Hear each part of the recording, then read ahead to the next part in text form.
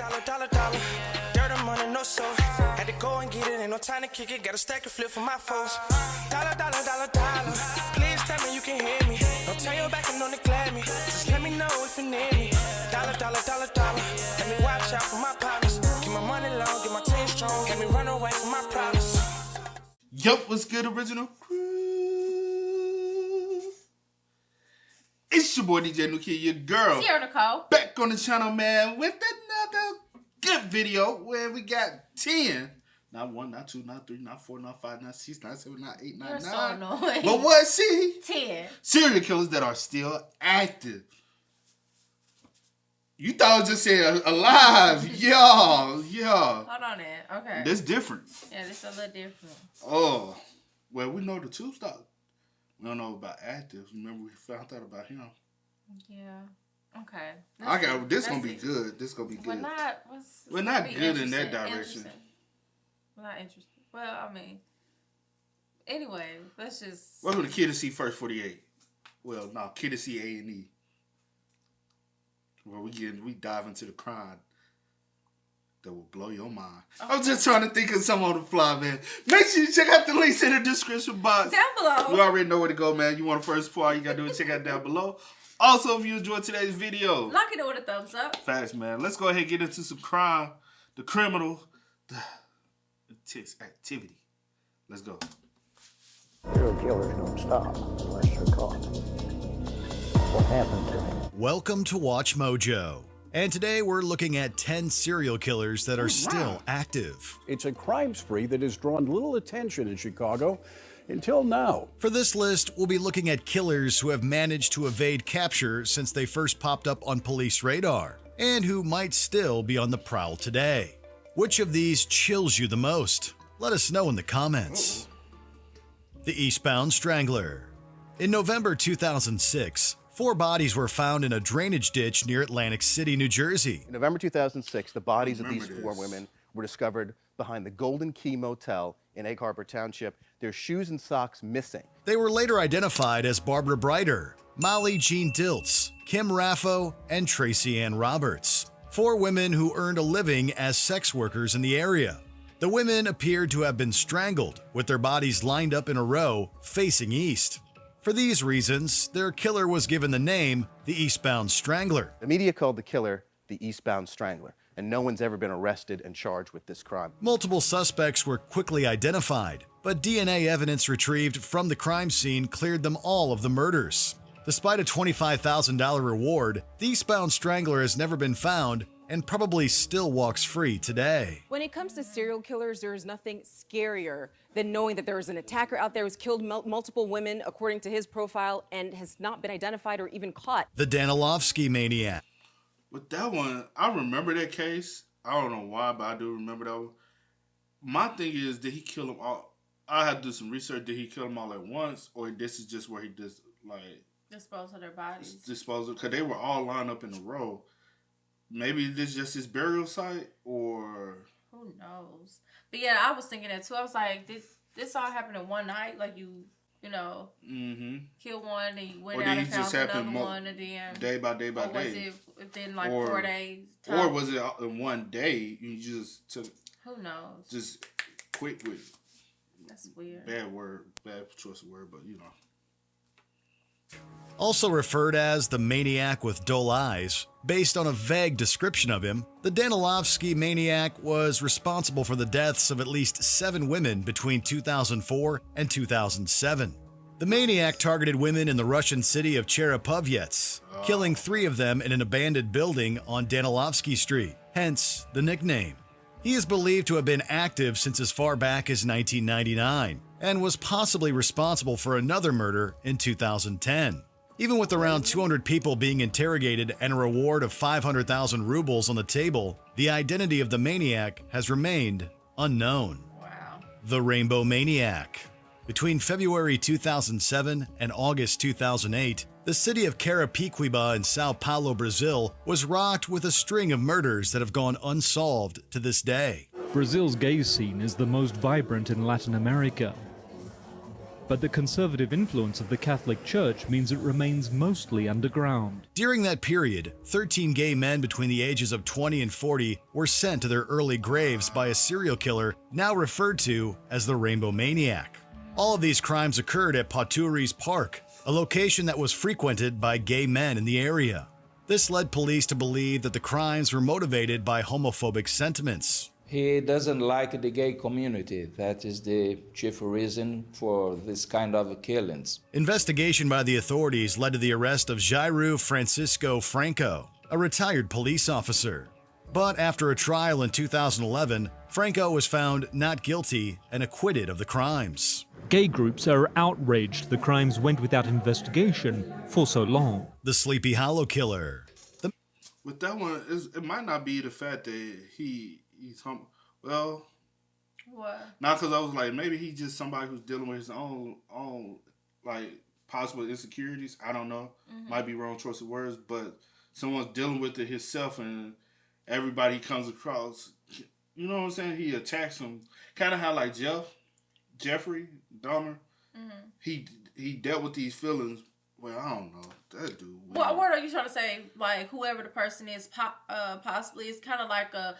For me, it's kind of like I look at it as kind of like a jealousy thing because these people are living in their truth, and you feel that you can't do the same thing. Yeah, something like that. Because it's like I had these urges, and I'm trying like to. I hate that you know. It's like I had these urges, and I can't act upon these urges, so I'm gonna kill everybody. You know what I'm saying? That's what I was going with. But I don't know. Metropolitan city of Pietermaritzburg in KwaZulu-Natal, South Africa, was terrorized by a serial killer in the late 1990s.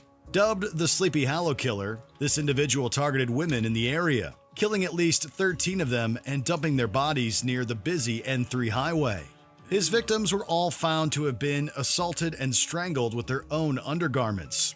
After about a decade of apparent inactivity, the Sleepy Hollow Killer appeared to arise from his slumber. In 2007, the bodies of 3 women who had been murdered in the same fashion were discovered around the same highway. This time, however, the perpetrator had burnt the corpses beyond recognition. To date, the Sleepy Hollow Killer has never been identified. When they be saying stuff like that, I'll be like, maybe it's not the same original killer, but a copycat. Somebody who was obsessed because now he's burning the bodies. So it's somebody who studied the previous case. That, you know what I'm saying, and that's the scariness of keep pushing stuff out like this. Is because some people get so caught up, like they become fans of it or fans of a certain criminal, whether it be because we've seen that a lot in like school shootings. These people became super fanatics of, or it could be a copycat, or it could be the same person, and as they continue to do it, it just get worse and worse. But it could be a copycat. But what made you start burning the bodies after 2 years of being hiatus? Because you were possibly almost caught. The Belize Ripper.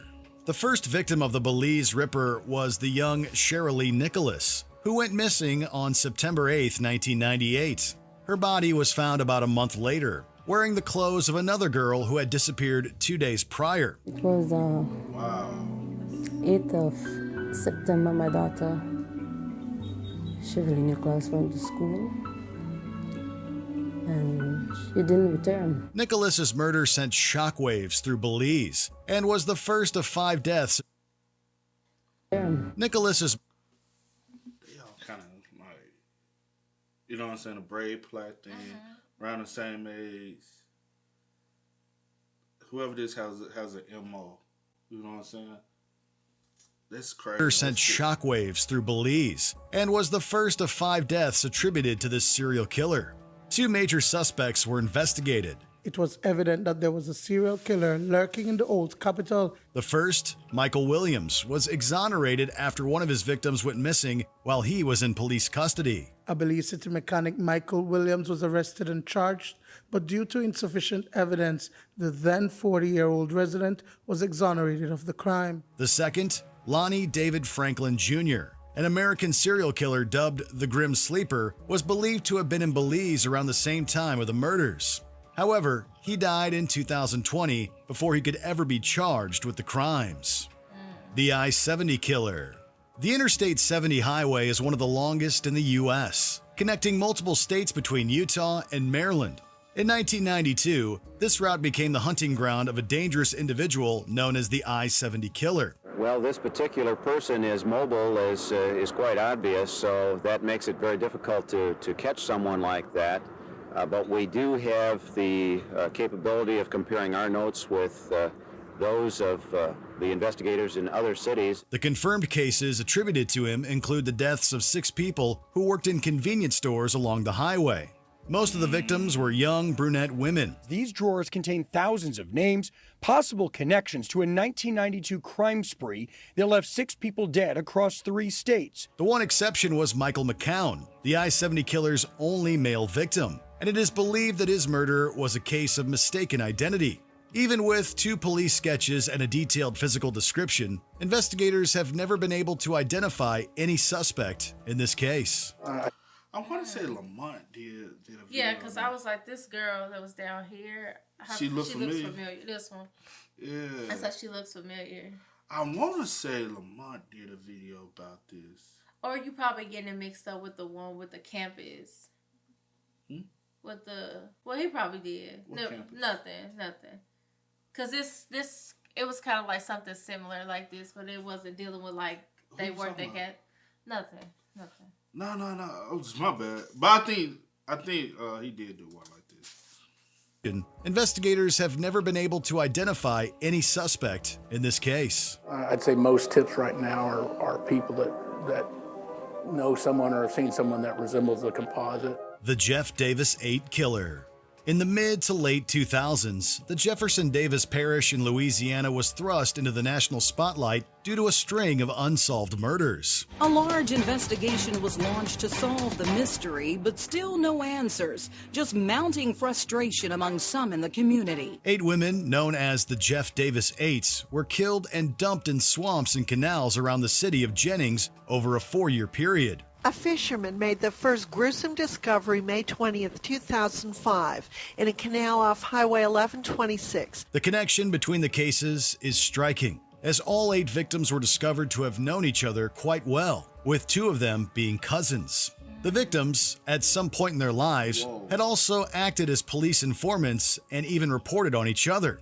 This led some of their families to believe that police were somehow involved in their deaths. While information is hard to come by, many believe the answers are on the streets, in the circles these girls travel, by day and by night. That theory was further supported by the 2016 book, Murder in the Bayou. The Chicago Strangler. The deaths of at least 50 women in the south and west sides of Chicago between 2001 and 2018 have left police puzzled for years. What does your algorithm show you about pattern killings in Chicago? The algorithm is signaling red alert that there have been far too many strangulation murders, mostly of African American women whose crimes went unsolved. A majority of the victims shared some similarities. They were mostly black female sex workers in the area and had previous run-ins with the law. Because most of them were strangled to death, their yet-to-be-identified killer or killers earned the nickname the Chicago Strangler. It's unknown whether the murders are connected, but for years, many in the community have believed a serial killer is preying on poor and disenfranchised women. While some of the cases have been solved and closed, a number of them still remain cold to this day. A task force set up in 2019 to re-examine the case reported no evidence proving that it was necessarily the work of a single perpetrator. When you hear about like 2 bodies, you think you're nuts. When it gets to 6 and you're hearing stories about other bodies, you start to think that probably not the most common method of settling a drug dispute, right? Like this isn't someone got shot. The West Mesa Bone Collector. That's one reason why that one's so crazy is the time. From what, 2002 to 2018? That's a long stretch of time. 50 women come kind of down the same line. Obviously, it's not the same person because some of them have been solved and closed, and some are still, you know what I'm saying? It might I be. don't know. I mean, it possibly could, but who knows? To be honest, Chicago they got their own whole thing going on, but it's so much violence going on. So, these are like crazy because the thing is, there's always going to be an active serial killer. You just don't know. Like I think I saw some statistic.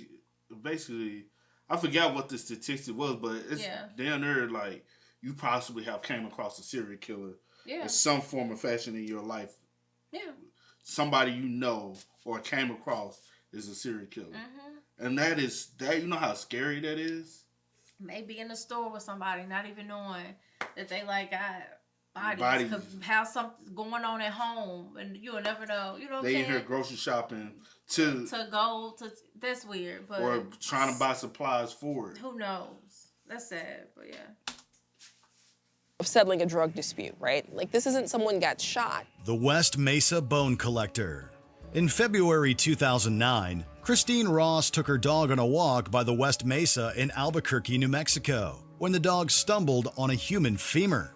This led to the discovery of bones belonging to 11 deceased women that had been buried. Their bodies were in shallow graves, scattered across a 100-acre plot of land being prepared for development. Almost all of the women were Hispanic. After nearly 1 year, police finally succeeded in identifying the victims, all of whom had been reported missing between 2003 and 2004. For the families of the victims, it's been a long wait for justice. The killings have been attributed to a single unidentified serial killer, dubbed the West Mesa Bone Collector. But police also suspect the involvement of a trafficking ring.